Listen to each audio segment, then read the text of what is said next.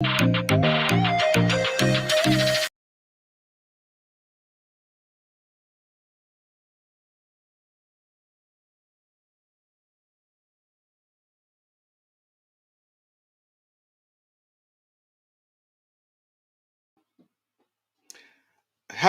and a very warm welcome to you. Welcome to the Business and Experts Forum, and a very happy New Year to you. This is our first episode in the new year. I hope that you had a good holiday period, and we are back with a bang. As you know, Business and Experts Forum is a forum for developing people and businesses through knowledge sharing.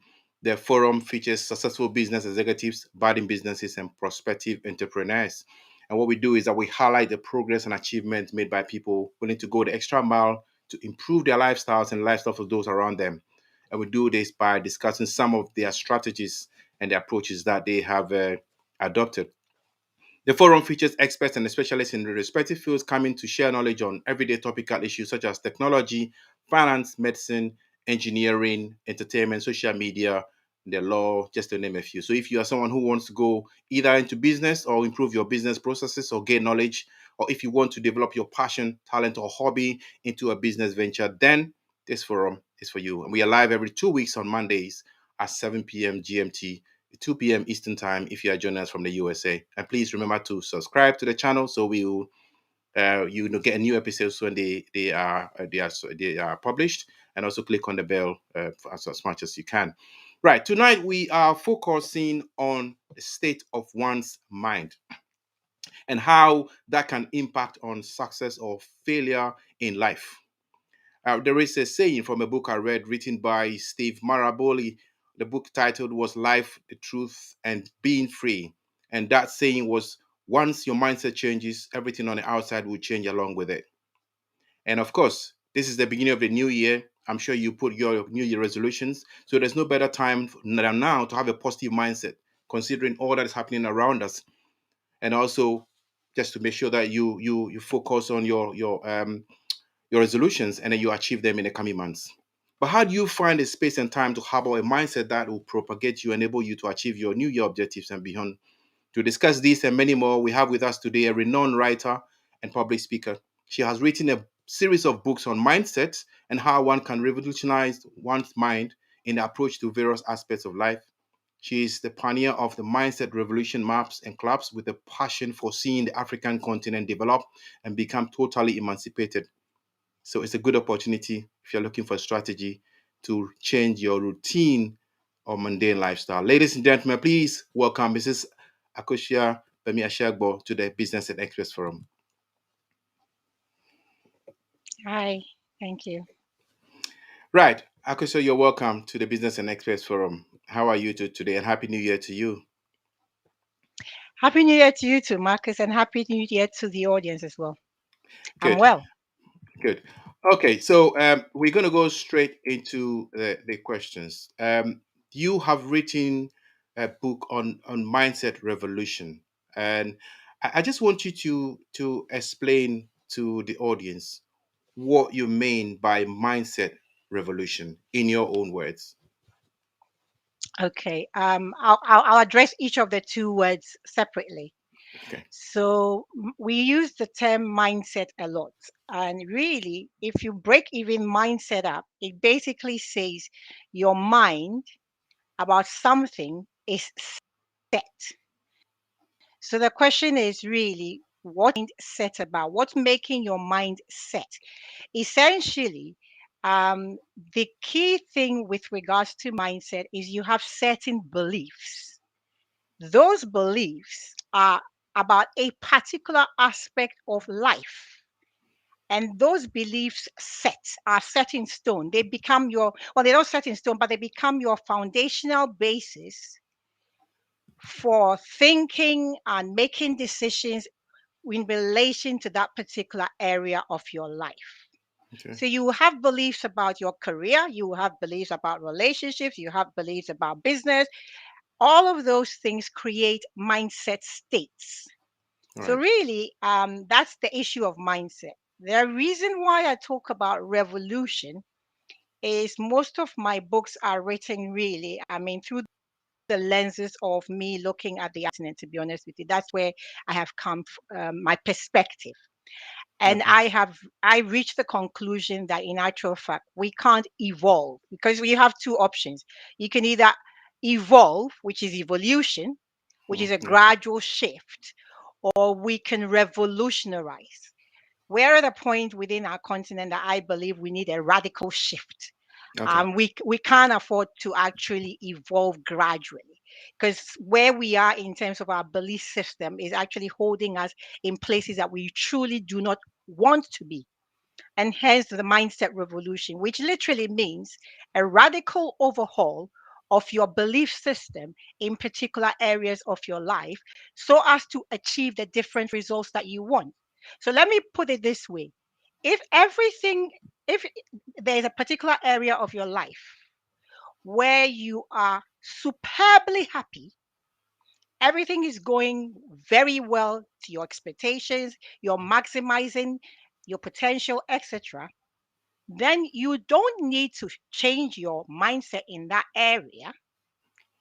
You may want to understand what is for you in terms of the belief system that you hold there, because you can take the lessons learned from that environment into another aspect of your life. So that's what Mindset Revolution is about. Change your belief system in a radical way in order to get radical results.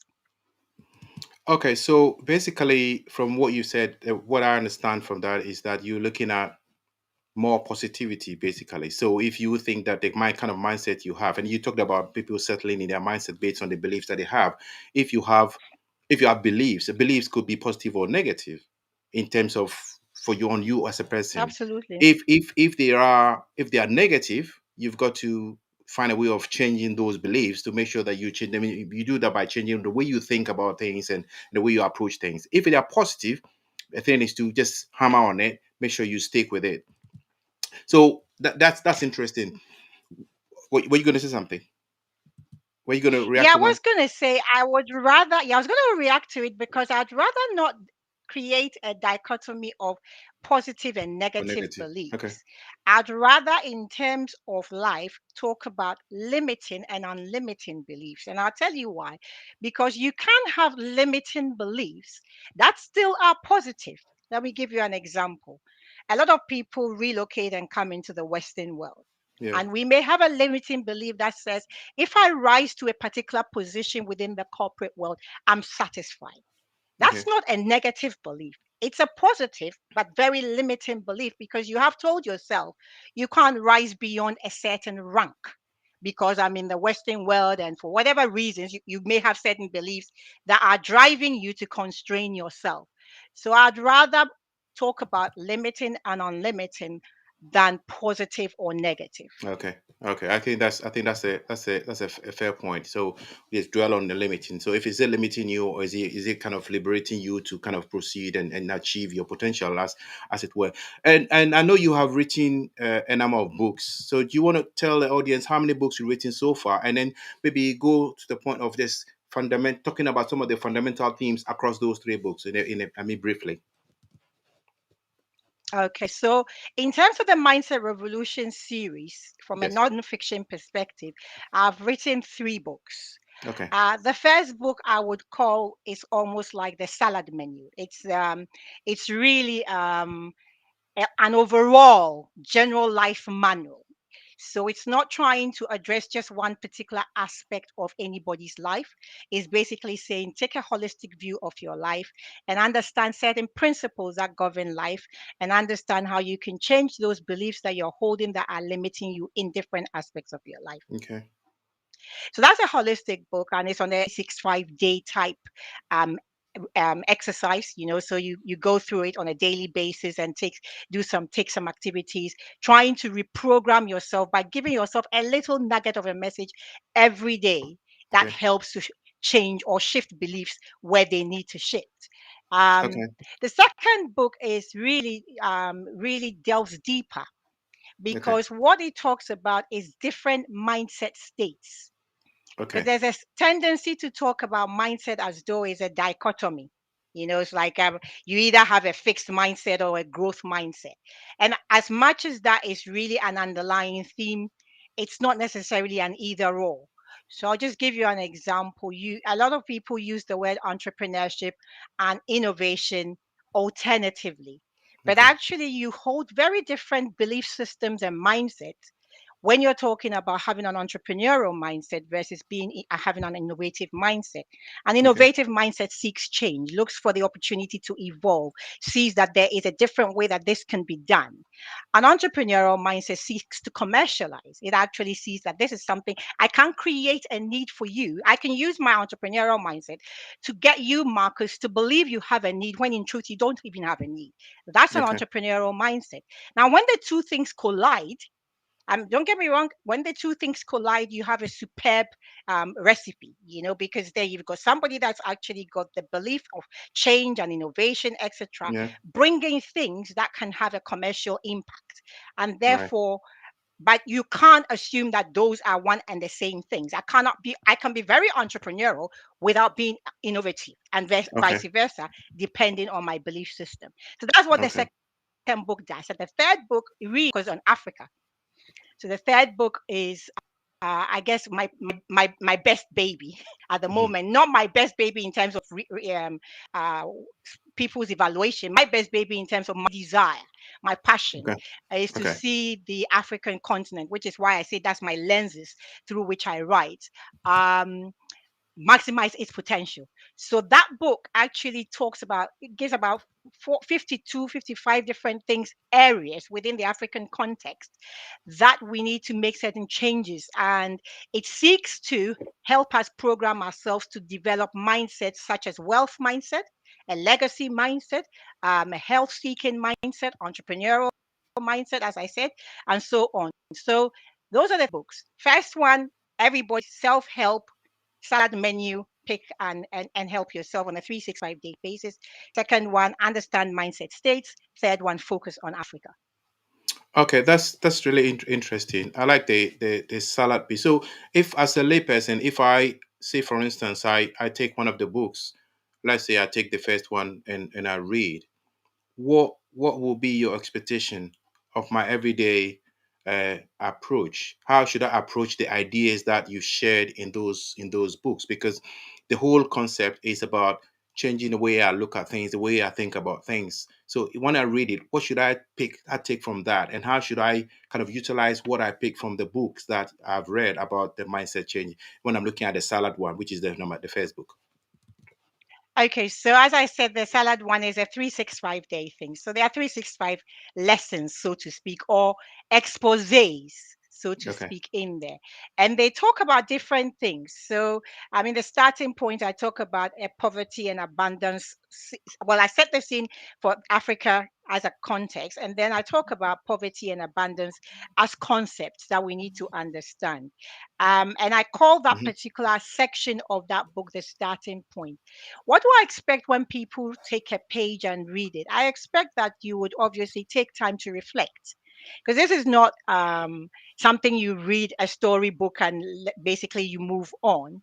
Yeah. For it to really impact, you probably read it once, probably early in the morning, whatever, read it once. And I expect that people will take time to reflect upon the message in it Right. and then start asking themselves things like, okay.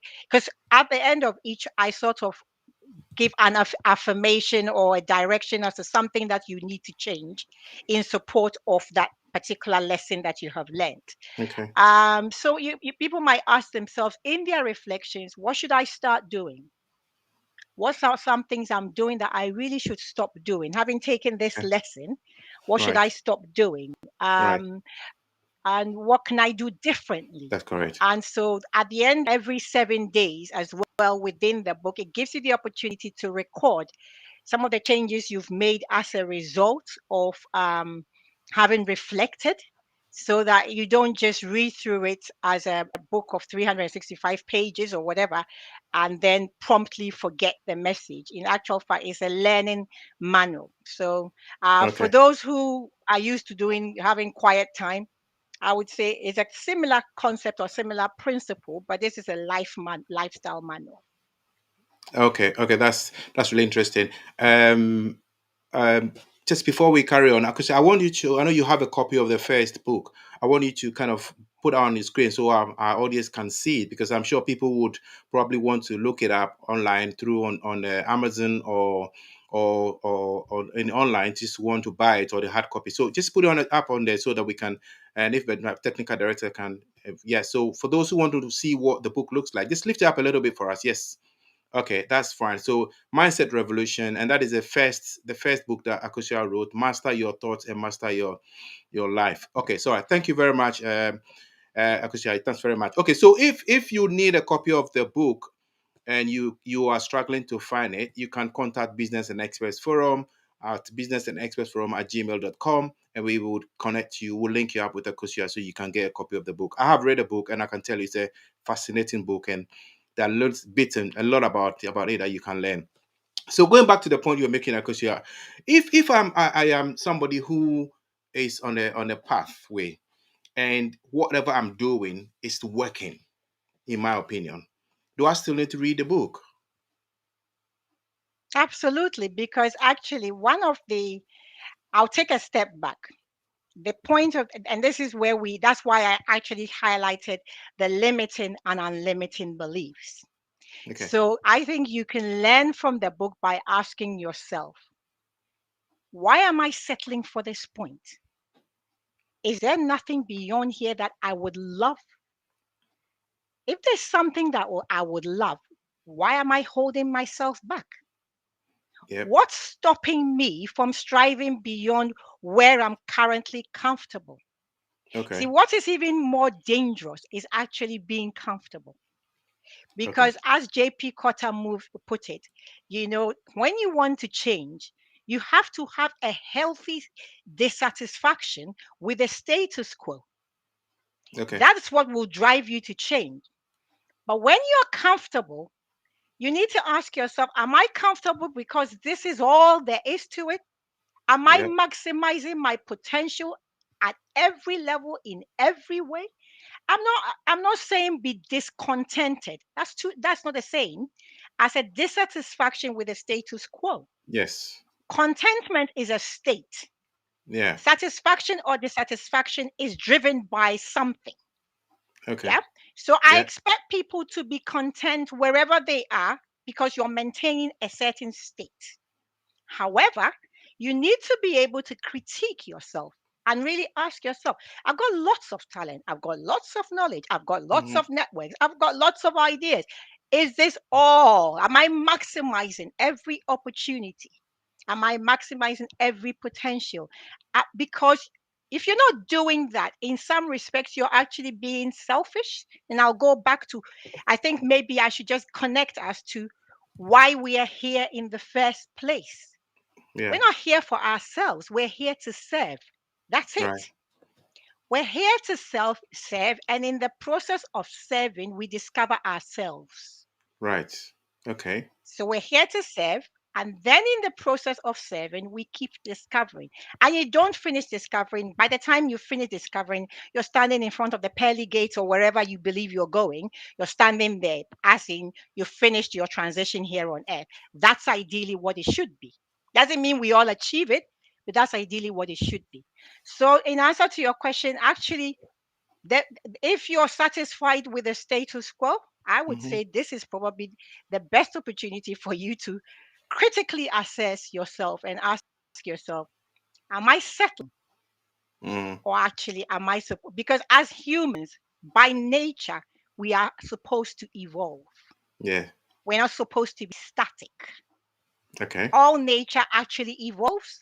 Human beings are no different. Now, what makes the superiority of human concept is the fact that we're supposed to be having a superior brain, a Right. superior mind. So we're supposed to apply a higher level of thinking in Hmm. our evolution. So Hmm. that's the short answer. Everybody needs it, including me. I do my lessons, or I wrote the book, but I actually have to apply the lessons to my life. Otherwise, it's not going to happen. Yeah. It's that Yeah. simple. So I do my 365 a year. And I keep doing, and every year I discover some. Actually, I read some things, and I think, "Ooh, did I write that? Did I write Okay, that? Let me start Okay. applying it. Exactly. Let me start applying it to myself. You know. No? I Exactly. Yeah. I it's very fascinating, and I like the bit about the dissatisfaction with the status quo, because human as we are, we tend to be very comfortable with. We tend to relax in our comfort zone. Everybody looks for some comfort, and especially in this country. You work around so hard. Every time you get opportunity, you want to have a lie in and not do anything at all. So we all enjoy that comfort and that status quo. So I like the part about just being dissatisfied with the status quo, because when you have that mindset about being dissatisfied with the status quo, you're always looking for a way to change that status quo. You're always looking for a way to move away from the Absolutely. status quo. And then obviously then you start thinking of what are the ways that I can use to move away from that status quo. So I really like that point. And that's a big nugget for the audience, just to say, be dissatisfied with the status quo. Be dissatisfied with what where you are now. How can you improve it? And that's very important. So Ab- I just want to ask you this. I see that in the book, and I read the book, you've made mention of what I call, you said, African siblings when talking about revolutionizing one's mindset. Okay. Can you highlight that a bit more? I know you've mentioned it briefly, but can you highlight a bit more about why your focus is? I know you're African by birth, but that is not the only reason why you highlighted on African siblings. You put it that way. Can you highlight a bit more about why the reason behind Okay. the African siblings per se? The reason okay, yeah, and the reason behind them, yeah, is really a number of factors that come into play. My career has predominantly been in strategic change management, and therefore I deal with organizations. And I know that when an organization wants to evolve into a different market space, whatever, one of the drivers is whether staff buy-in and staff mindsets are changed. I mean, they'll call it organizational culture, but really that's what it's all about. That's correct. And having gone through the strategic change journey several times with multiple organizations and recognizing that organizations really are a microcosm of communities. That's all it is. An organization is a community, an artificially put together community, but the less. So, whatever principles apply on a strategic change level within an organization should apply in a family unit, which is the smallest level of community, should apply beyond that and on, all the way to national and global and international levels. Now, what I found interesting was the fact that obviously you need to go to the end state you desire and come back. You need to Yeah, say, okay, I want to be here and then come back and say, now, if I want to get to that point, what beliefs do I need to hold to get to that point? that's correct. Yes. And in my journey, I just sort of realized that regardless of where the African appears to be, Mm-hmm. you can take the African and here I don't wish anybody who's basically flying drones to attack me. So let's assume that I'm talking about a predominant proportion of the African population, not the entirety. So we've got stars Okay. that are shining, stars that have Yes. revolutionized their mindsets, that are actually breaking the mold, whom we Yes. Correct. celebrate. But Right. in general, we seem to have some limiting beliefs that hold us back regardless of environment. Right. I mean, the African continent is one of the richest continents, if I dare not say the richest continent. Mm-hmm. And yet we are seemingly saddled with poverty, That's correct. and you have to ask yourself, if the result is poverty, in spite of the resources at our disposal, Mm-hmm. what is causing that poverty? So what's the link? Because if logically it means if logic says if you have resources, you should be rich, and therefore everybody should be living a quality lifestyle, then That's correct. Africa should be automatically doing that. There. Yes. So my Yes. question to myself in my journey was, what's actually the difference here? Mm-hmm. Why would I go to certain parts of the United Kingdom and Mm-hmm. where it's predominantly populated by a certain race or whatever, it looks in a particular way. And when it's predominantly populated by a different race, it looks in a particular way. Mm-hmm. Why? You have to challenge myself in that respect. What's causing Africa to languish in poverty regardless of its potential? Why Yeah. do we keep talking about Africa in terms of potential instead of reality? That's Because you see, correct. that's the difference. Hmm. Potential is always a Yeah. state in the future we are aspiring to and never Mhm. seemingly getting to.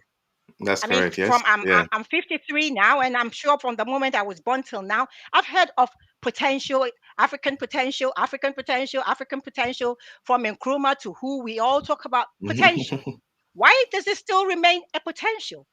53 And I years had down the to draw line. the conclusion exactly, and I had to draw the conclusion that is really because the common thing that we carry across, the common thing that binds us in the people that stay in Africa to our brothers that have been carried as slaves that are living in the ghettos in America, the common thing that we share is mindset issues, is the underlying beliefs that we Hmm. hold about ourselves and about our potential and about what we are entitled to, etc., etc., etc. And that has not just happened by accident. And I Okay. need to say this, it's been happened by design. Hmm. Why? Because we have been programmed with beliefs that make us feel less than.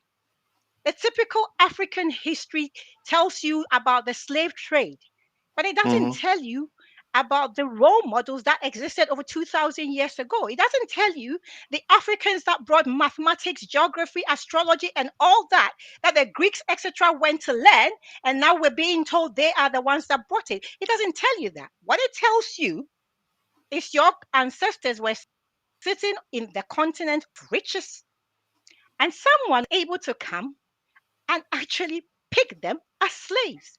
Hmm. Now, as much as we may not consciously think about it, at a subconscious level, if I'm telling you this story, which group would you want to identify with?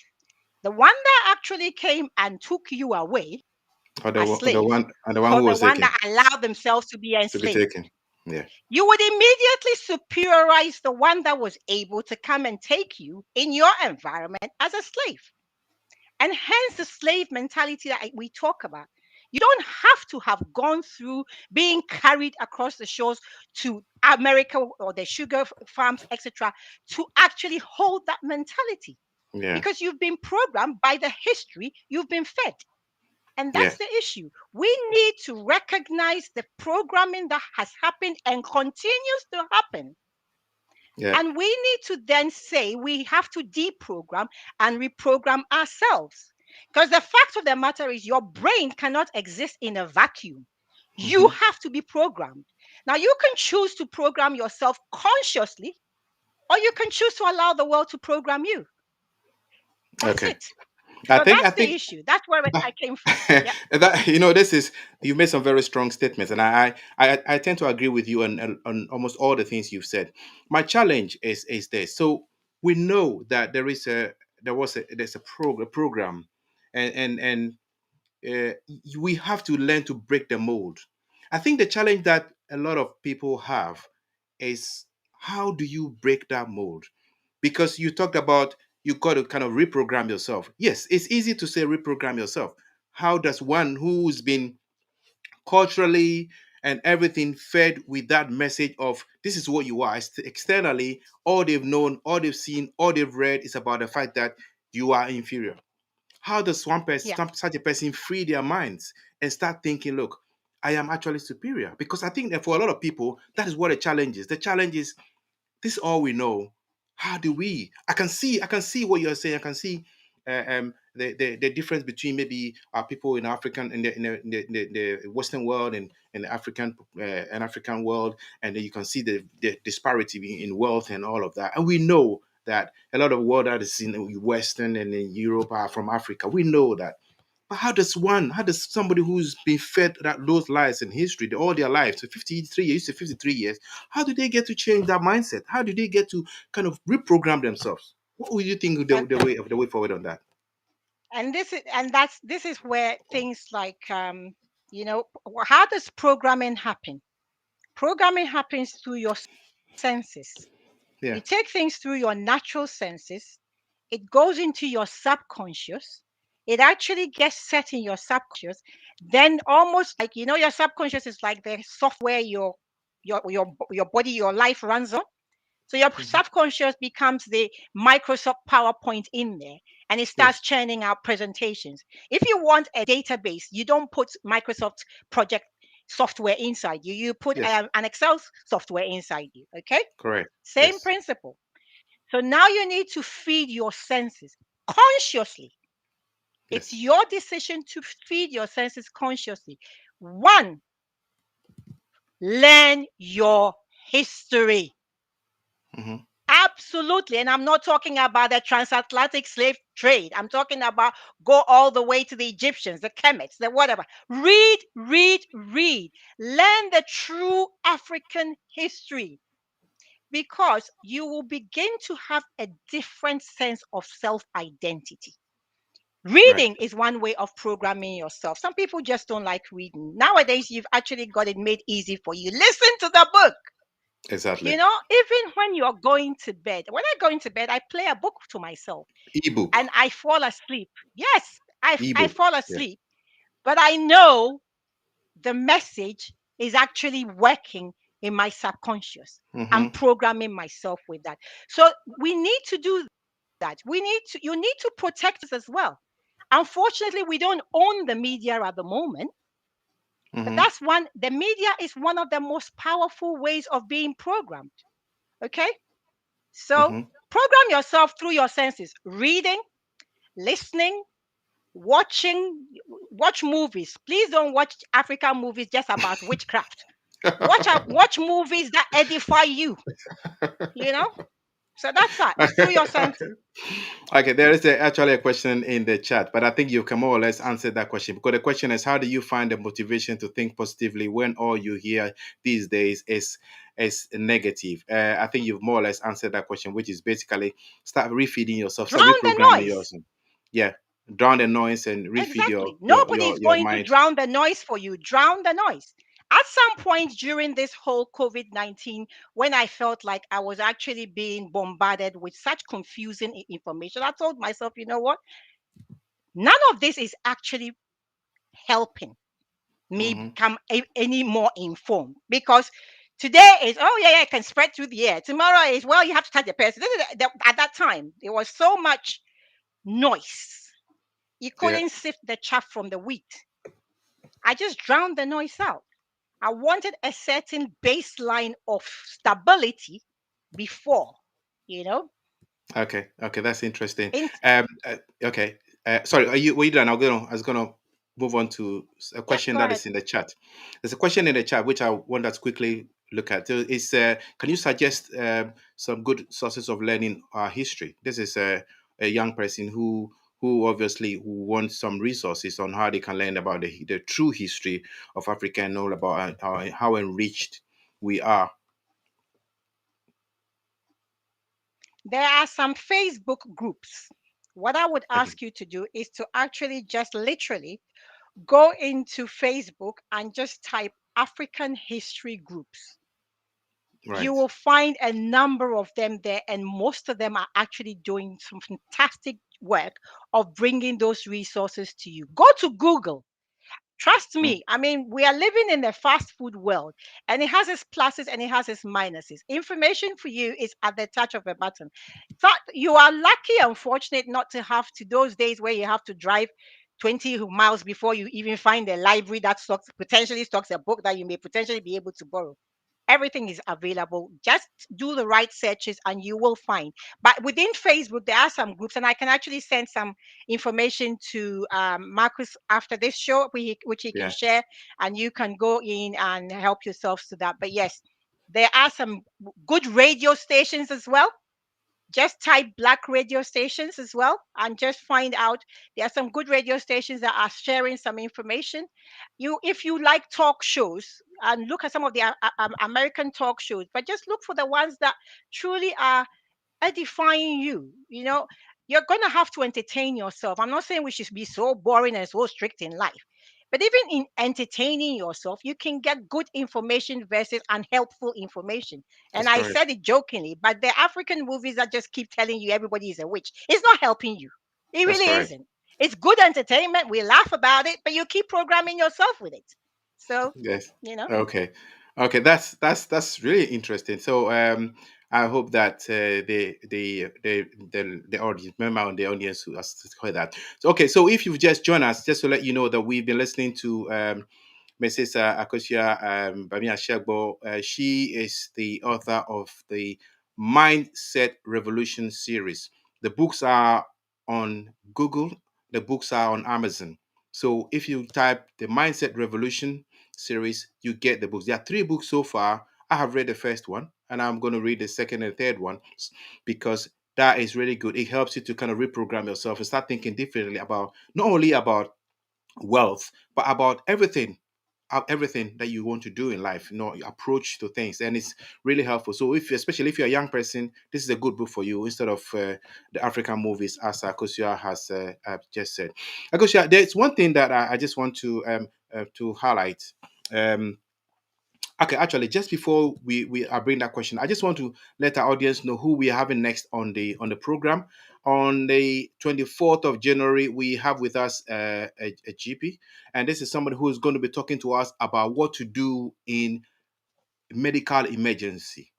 Basically, we're going to talk about basic first aid scenarios and first aid issues, how to deal with basic emergencies in the home. A lot of us are spending a lot of time at home now because you're working from home as a result of the pandemic.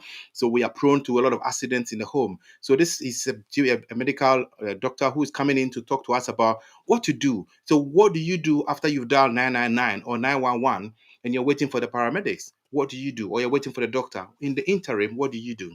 So please, it's very important that you get people to log on just to learn some of these things so that just in case you have an emergency, a medical emergency in the home, you know what to do whilst you're waiting for the paramedics or waiting for the doctor. We will have Dr. and Mrs. Rosie also a child with us who's got 4 years experience working as a GP. And please, it's on the 24th of January. It's a Monday, 7 p.m. GMT. You do not want to miss that. Okay, so let's go back to Akusia. Um, one of the challenges we have in life is the pressure of time. Yeah, and when you look at a lot of us who are living in the Western world or in Europe, especially, we are all living on a conveyor belt. When I say conveyor belt, we basically have a routine, and that routine is very difficult to shift. So my question then is that how does one find time? How does one create that space to be able to kind of reflect and start reprogramming their mindset? When there is a conveyor belt they are on, they get up, they go to bed at 9, they get up at 5, they get on the train, they get to work, they do the work, they finish at 5, they get on the train, get back home, have dinner. It's too late to do anything. They go back to sleep. They get up in the morning. It's a routine and it's a conveyor belt. How does one find that space and time to be able to fit in time to reprogram one's mind? What do you think? Okay. It's so interesting that you say that. You say you've built a routine Yes, around the busyness of life. that's correct. Okay. And I'm saying that in that busyness of life, if you truly want to prioritize what would actually change the trajectory of your life, Hmm. then I would build into that routine, as packed as it is, this quality thinking time. Okay. Now, you're going to have to wake up at 5 o'clock because that's when you normally wake up. That's what you say. And because you need 5 o'clock and 6 o'clock to get the kids ready, blah, blah, blah. Can I ask you if 15 minutes earlier is actually worth your life? Because in truth, the only thing that you truly have is time. Hmm. And the one thing that's not going to change is this: if you carry on doing exactly what you have done, you will Hmm. continue getting exactly the results you have. That's correct. It's that simple. So you then have to ask yourself that extra 15-minute window, and I know this, don't get me wrong, I'm not being arrogant or anything. I know that how nice that little snooze button is when you just got that 15-minute window that you literally want to sleep. But are you going to be able to tell yourself that actually I can sacrifice that 15-minute now, knowing that potentially giving myself a year down the line, actually, I would have an abundance of more time because of the shifts and Hmm. the changes I've been able to make. as a result of using that 15-minute window to program myself. Okay. If you jump out of bed and start a routine, you've set the tone for the day, and you keep doing that, you set the tone for the week. You keep doing that, you set the tone for the month. You keep doing that, you set the tone for the year. Come Mm-hmm. the end of the year, we sit down and have New Year's resolutions, and we carry on. Same thing. It's not gonna change. So it involves sacrifice. But I'm That's asking correct. the question though, hang on a minute. Sacrifice for my life. Is Mm-hmm. that not a worthwhile sacrifice? Yeah. I think it is. So that's one thing you have to sacrifice. Number two, it doesn't have to be sitting down 1 hour to reprogram yourself. That's not what it is. What I'm saying is you need to make certain choices. Right. When you're going on a diet, they tell you you need to make certain different choices about food and how you exercise. Where you would normally stand in the lift and go up, or the elevator, you actually use the stairs. Those are choices, conscious choices you make because of the outcome you're seeking in a weight loss area or in a health area. You Okay. need to make certain choices instead of sitting down, having your lunch, reading the Metro Mm-hmm. that may be filled with nothing other than 10 people died of COVID today, a train crashed the other day, all of that, which, as much as it's information, is not necessarily edifying you. Why not read something else? Why not actually make a conscious effort to use your sandwich break to also learn something new? Yes. You know, why Mm-hmm. not program yourself such that you practice one of the things, two of the things, three of the things that you've learned in a month? So it won't happen by accident. It's by sacrifice, by design. But I think there are so many things you're currently doing that you could change. When I'm cooking in the kitchen, I actually do a lot of thinking and reflecting when I'm cooking Mm-hmm. and when I'm in the shower. And I don't do it by accident. I actually consciously tell myself I'm going to do it. And it helps. Mm-hmm. Create the space within your existing clutter. That's You correct. must Yes. push the clutter out gradually by forcing the space to be there. See this as priority enough for you to do that. And it Yeah. involves sacrifice. But what's worth more of a sacrifice than a sacrifice that's going to help you achieve destiny? I don't think there's anything more important than that.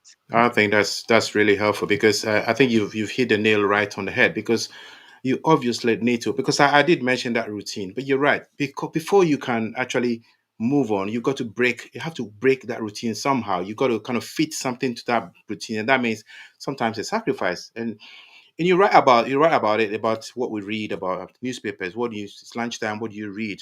Think about it. What do you read in your lunch break? Is there time that you can read the Financial Times to read something about what's happening in the financial world? Is there something you can read about a novel that it would well to use Akosio's word that would enrich your life? You've got to start looking at these things. I think that it's time we all stopped and reflected. What I find interesting is that a lot of us don't stop and reflect. We allow the business of time, to use your term, and we allow the conveyor belt to be carrying us every day. It just goes round and round and round. We don't jump off the conveyor belt and stop and say, "Really? Am I going anywhere on this belt? It's not taking me anywhere." Exactly. So Yeah. there's a need to do that.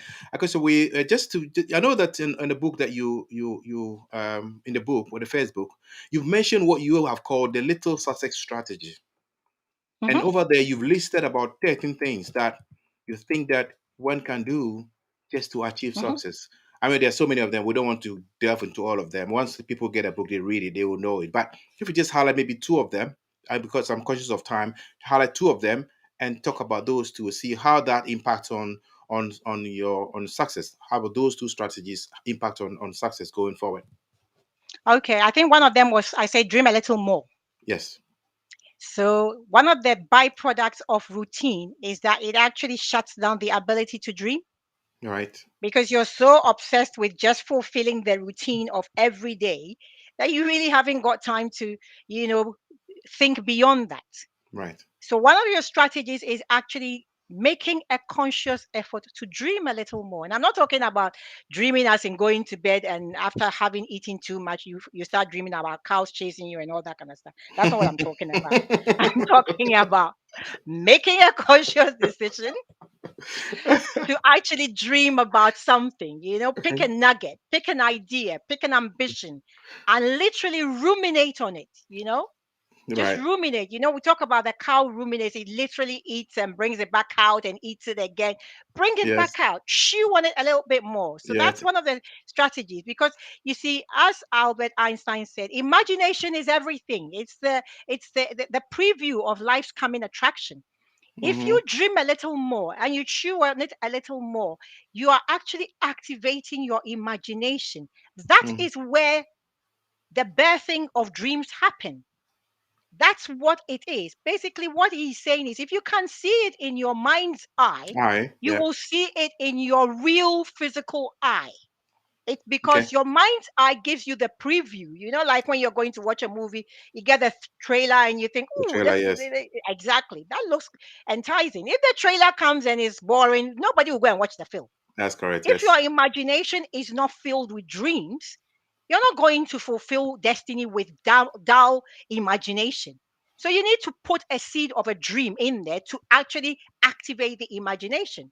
Mm-hmm. And in that process, you are creating the birthing process of whatever you're aspiring to. That's one.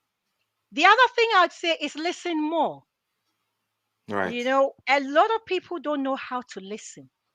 Most of the time, when we are having a conversation, a lot of the time, people are not actually listening. All they are waiting for is a space for me to jump in and say my view Right. or to make my point. So Mm-hmm. as Marcus is talking, I'm going in my head. Yeah, yeah, yeah. Okay, now I've got a space. Let me say what I was going to say. So you've missed a whole teaching Yeah. opportunity. We talk about programming ourselves. You've missed a whole teaching opportunity there. Right. Look at every interaction, be it with children, with babies, with adults, as an opportunity to learn and program yourself with a useful learning. So, those are Right. the two I will highlight. Dream a little more and listen a And little listen a more. bit more. I think you're right because it's interesting. Because when you are listening, people are talking to you. You're right. Sometimes you are eager to come in with your own question, or sometimes for some people they are so eager to criticize what you are saying that they are not even listening to what you are saying. They are quick to criticize. And just to highlight the point about the cows chasing you, I think that it's because a lot of people are eating a lot of cow food. So the cows are coming for their feet. So please, if you're eating a lot of cow food, they are coming for their feet in your dreams. I guess yeah. Okay, so one more thing, and then we can round up. I know that you run some programs alongside your writing. Can you briefly let our audience know what kind of programs you're running, how people can benefit from those programs, and how they can enroll on any one of those programs quickly, and then we can then run up. Thank you. Okay, so I run a number of programs, like one of the ones I'll talk about that I think everybody might use as a starting point before you even go into other programs is what I call the Master Live. Master stands for Mindset Revolution, by the way. So it's initial master. So Master Live, and that's really a discovery. It's a half-day discovery, but it helps you to just get to understand a bit more about where you are. So we go through some exercises, some things that help us, questionnaires, sessions, workshops, whatever, to understand, oh, okay, who am I? Where do I come from? What beliefs do I hold about relationships, about career, about geography, about family, about whatever? And you sort of get a nugget, a taster for that. And it's a half day. And then there are a number of boot camps. Okay. As I said before, mindset is not a dichotomy. There are entrepreneurial boot camps that I particularly target entrepreneurship, for the reason being is one of the key areas that it's going to change the trajectory of Africa if we get it right. So there's the Master Entrepreneurship Bootcamp, and then there's the Master Teen Entrepreneur. It's targeted at teens, but obviously anybody slightly above the teen range is also encouraged to attend. All of these workshops you can book them. Just send an email to a mindset revolution at gmail.com, gmail.com, and we shall respond by giving you relevant details and booking information and where we are holding the sessions. I mean, this year I'm hoping that one of the boot camps will be in Egypt. So I'm trying to target Egypt, COVID permitting, in October. It's a 3 day session. Normally, if we go to Egypt, it's going to be a 7 day, and it's going to. The aim of these boot camps is really, I think, one of the things we didn't really talk about, explore much, is that as a human being, you're made up of three different components. You are a spirit, soul, and body, and all of them must operate in harmony in order to actually get you to achieve the most out of life. So these boot camps actually explore those dimensions of yourself as well. Your soul is your emotional center, your spirit is your mindset area, and your physical body obviously is a manifestation of what's happening in those two areas. Okay. Okay. And just a few seconds. How does one enroll? To is there an email to Yes, send an master? email to a Okay. mindset revolution at gmail.com, Mindset and we Revolution will at Gmail. respond to you, and then we'll take it. It's not mindset, it's A. So the letter A before that, um, a mindset revolution at gmail.com. Okay. If you're not sure of the email, just send it to business and experts forum at gmail.com, and we'll forward it on to Akosia for okay. I think that that's been really, really interesting. Very, very interesting. If you join us late, we've been talking to Mrs. Akosia Bami Shagbo, who is the author of Mindset Revolution series. She's written those books just to get people to start thinking about their lives, and reflect a bit more on their lives and their trajectory in life, and just to see what they can change, how they can improve their lives and their lives of their family. Once again, we want to say a big thank you to Akosia for coming on. Unfortunately, we ran out of time. We're trying to keep to time now, so we ran out of time.